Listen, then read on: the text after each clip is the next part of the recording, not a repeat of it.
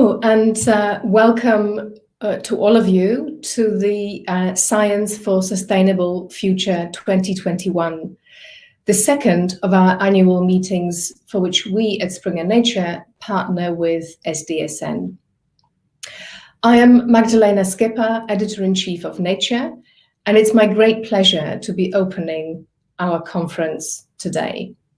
As a reminder, this conference is being recorded, so if you miss a session, you can tune in later. The event today will consist of 3 panels: food systems, aquatic and terrestrial foods, climate finance, and universal health. And the sessions will be followed by a closing conversation between Laura Helmuth and Jeffrey Sachs. If you have a question for the panelists, please use the question function at the bottom of the screen. We have a team that will keep an eye on these and will flag them for our moderators. And of course, we encourage you to expand and continue our conversation here today on social media. So please, you do that. And if you do so, use a hashtag, which is hashtag Science for SDGs, with 4 being the number, hashtag Science for SDGs. So let me set the scene for our conversations today. When the pandemic started almost 2 years ago, we already knew that the Sustainable Development Goals were unlikely to be met by 2030. COVID-19 has exacerbated the situation dramatically. And among the lessons we need to learn from this crisis, 2 stand out for me above many others. The first is the need for global and equitable collaborations that span disciplines, sectors, and geographies.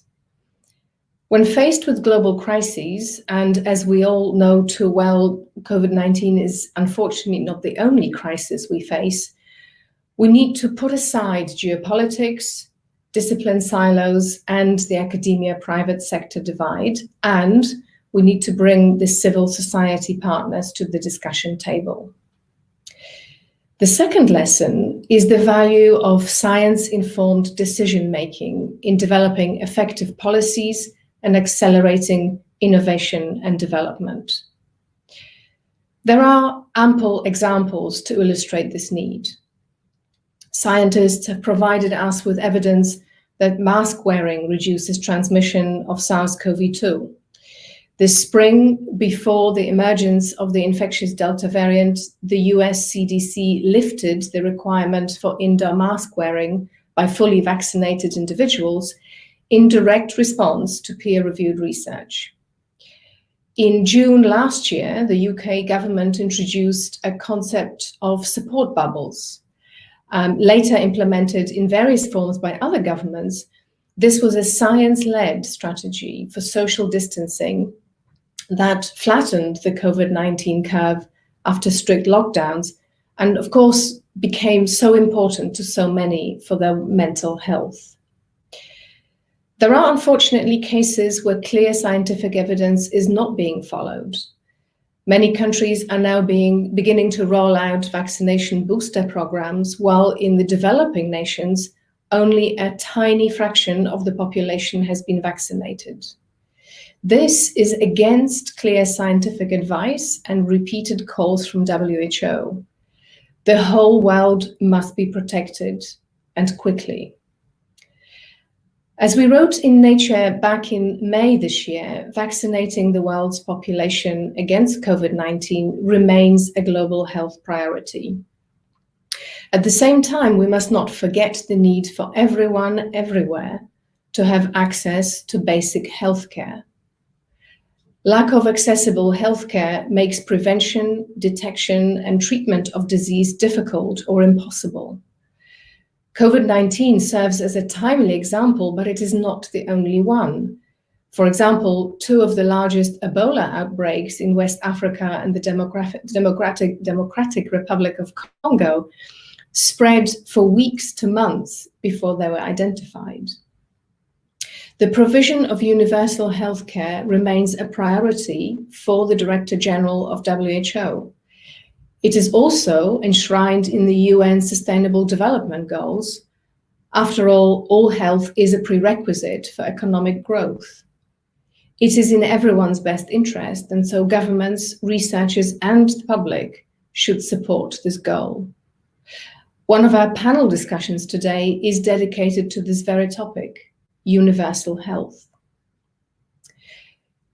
2021 is, of course, a crucial year for efforts to combat climate change. COP26 is just a month away, and many countries have already pledged to work towards achieving net zero emissions.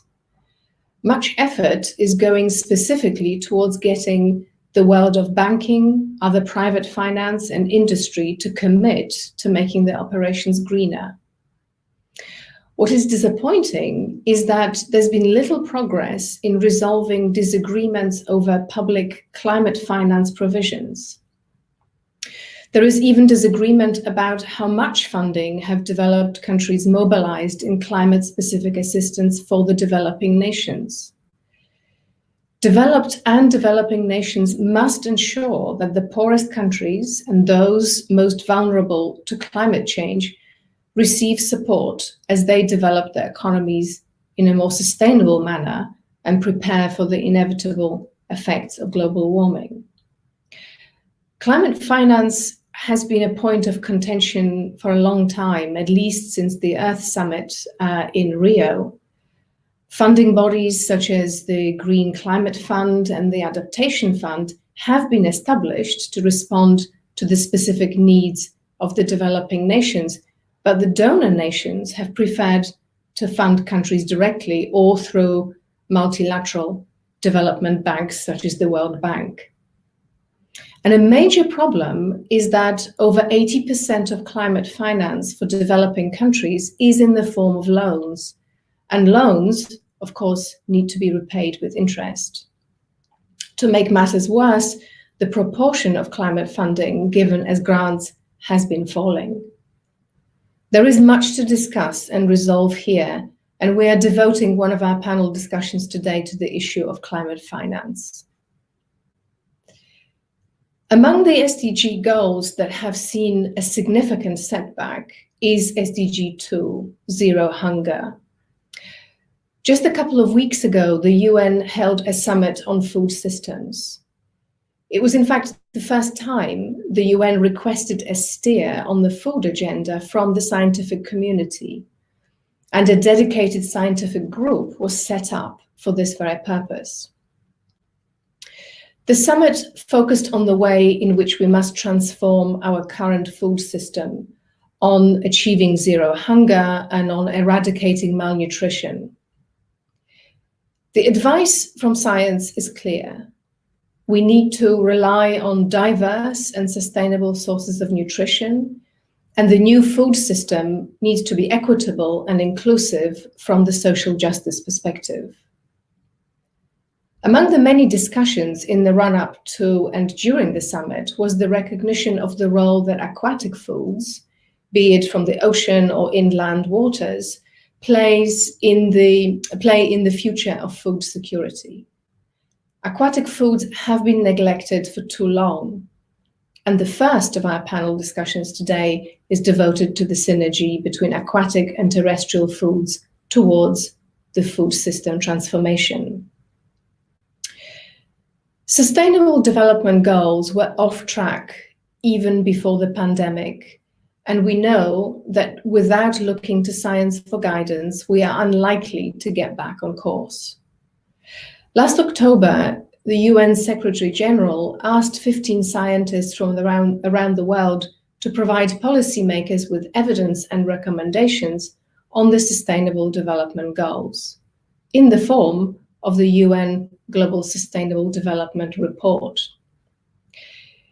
This report is urgently needed, but as we wrote in Nature at the start of this year, it ought to be completed before the 3-year timeline that the group of authors has been given. The report must also be inclusive, incorporating recommendations far beyond their usual expert networks and underrepresented communities. Yes, it is gratifying to see that there is ongoing inclusion of science and scientific advice in the context of Sustainable Development Goals. But it is also time for the United Nations to take the next step and place the science agenda front and center on the UN General Assembly agenda itself. The UN sees its General Assembly as the means to bring together world leaders, civil society champions, young people, and global businesses, so that together they can solve our shared problems. It is a serious omission not to include an explicit mention of scientists in this vision. It's an omission that, unless corrected, is likely to be costly.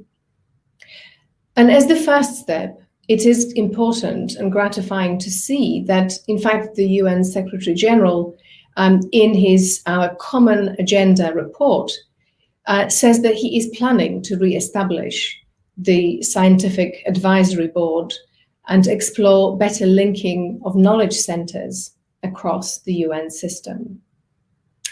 This is something we all anticipate eagerly.